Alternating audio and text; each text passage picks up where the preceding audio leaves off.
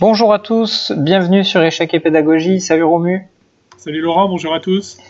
Aujourd'hui, une partie du très célèbre, très grand joueur, champion du monde, Bobby Fischer avec les Blancs en 1967 face à Delhi. Comme d'habitude, mettez en pause la vidéo et cherchez par vous-même comment les Blancs peuvent gagner dans cette position. Ensuite, Romu va tout vous expliquer. Donc, comme d'habitude, on va regarder un peu les signaux que nous renvoie la position. Donc, ici, on voit déjà que le roi noir est au centre. Il n'a pas roqué, il est condamné à rester en E8. Donc ça, c'est déjà une chose qui peut être importante. Ensuite, on voit que la dame B4 peut se faire échanger par la dame D4 et elle est protégée par le fou F8. On voit que la tour F1 est placée sur la colonne ouverte et vise donc directement ce fou qui défend la dame et qui vise indirectement aussi le roi, bien évidemment. Et on voit que le fou E3 aussi peut avoir son mot à dire puisque les cases noires autour du roi E8 sont extrêmement affaiblies. Donc on peut imaginer que ce fou va avoir son mot à dire dans les prochains coups. Donc ici, Fischer ne s'est pas fait prier pour jouer tour prend F8, qui est le bon coup dans cette position. Alors, quelle est l'idée de ce coup ? Tout simplement éliminer le défenseur de la dame B4. Donc sur tour prend F8, évidemment la dame se retrouverait sans défense, donc après dame prend B4, les blancs gagneraient une dame. Ouais, donc seul coup dame prend F8. Voilà, seul coup, on est obligé de prendre avec la dame.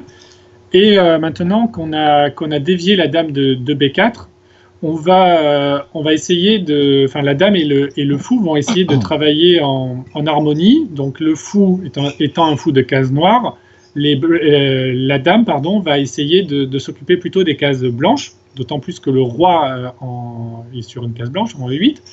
Donc la suite qu'il fallait avoir vue, c'est dame A4 échec. Ok, donc échec, on vient harceler le roi qui est mal en point au centre. Qu'est-ce qu'on va pouvoir proposer ici ?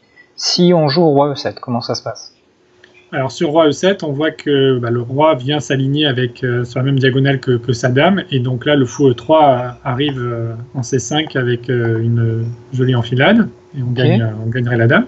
Alors c'est à peu près la même chose, mais cette fois-ci sur une colonne en cas de roi F7. Voilà, sur roi F7, c'est la tour A1 qui ne participait pas encore à la fête qui arrive et qui fait un échec, qui ramasse la dame également en F8. Ok, et le dernier coup de roi qu'on peut regarder, c'est le coup roi D8. Ouais, donc roi D8, donc le roi vient sur une case noire, donc on utilise le fou pour exploiter cela, donc fou B6 échec, roi C8, donc roi C8, case blanche, donc c'est la dame C4. Ok, donc c'est roi B8, c'est mat. Ouais, voilà. Ça, et du coup, la seule autre case disponible, c'est D7. Voilà, et on utilise encore la dame C7 échec, roi E8. Et là, en fait, il faut comprendre qu'on ne peut pas vraiment mater, puisqu'il n'y a même pas d'échec. Mais on peut simplement ramasser le pion en B7. Alors, c'est pas juste pour le pion B7 qu'on joue ce coup, mais c'est surtout parce que la tour A8 se retrouve emprisonnée. Elle n'a pas de case et elle ne peut pas être défendue. Donc là, les blancs ramassent toute la boutique ici. Exactement. Donc dans la partie sur dame A4 échec, les noirs ont préféré arrêter là les frais, ils ont abandonné. Mais il y avait quand même un dernier coup possible avec B5. On peut interposer le pion. Ouais. Donc B5 était un coup qu'il fallait avoir anticipé. Donc on va faire dame prend E4. Donc encore une fois, ce n'est pas pour le pion, mais c'est surtout parce que ça fait une menace, ça conserve l'initiative. On attaque la tour A8 et le pion E6. Donc là, tour D8 semble le coup normal. Et comme toujours, les cases blanches pour la dame, donc dame C6. Ouais, on se laisse pas... On n'est pas gourmand, hein, on va pas prendre en E6 et permettre à la dame noire de revenir dans la partie. On préfère vraiment attaquer le roi plutôt que de grignoter des pions. Hein.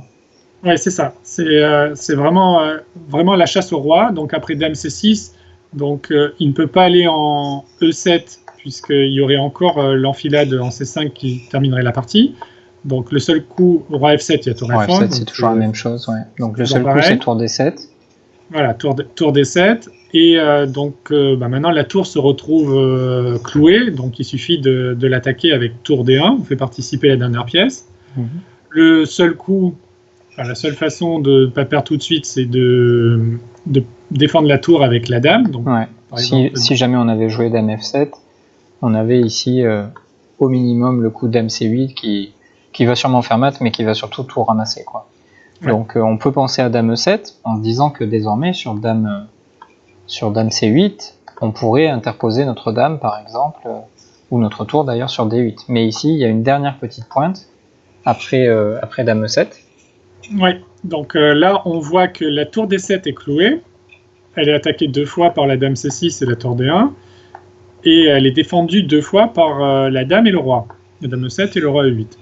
Donc là, puisqu'on ne peut pas renforcer l'attaque sur cette tour, on va essayer d'amenuiser la défense.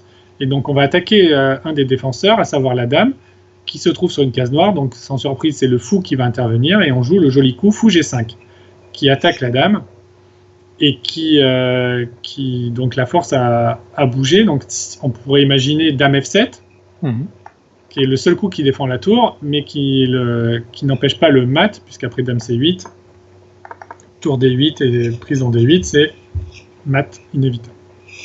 Merci Romu, très jolie tactique de Bobby Fischer, fidèle à son style, qui n'a pas raté l'occasion, on va dire, de punir son adversaire.